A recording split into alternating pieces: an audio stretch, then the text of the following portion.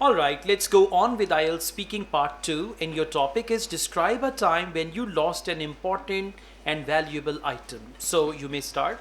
Well, I am not a generally I'm not a careless person. I usually take good care of my things. But however, once I was going a couple of years ago, I was going to a job for in Gulberg, where I lost my wallet and phone, which were stolen from my bag. And at that moment, I was very tense and nervous because the phone is very valuable for me because I have bought it with my first salary, and it's been just 2 weeks to you. I had been using that. So at that moment, I was very nervous and tense very nervous and tense because I don't remember any phone number of my family member, so I find difficult to contact them.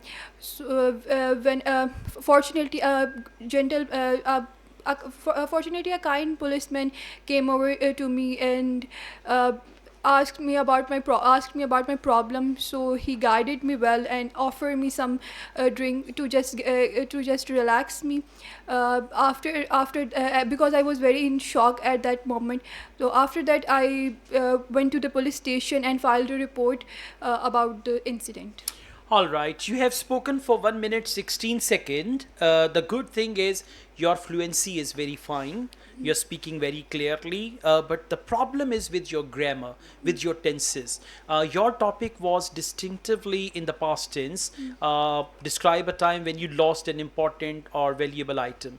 This should have been in past tense, and you should have used second form of the verb. But what you did, second form, first form, second form, first form, they went simultaneously. So next you are going to try to see the tense, and then you need to speak accordingly. Now, because of your fluency, I mean, even if we consider the grammatical mistakes, still you can achieve a 6.5 man, right? Thank you so much.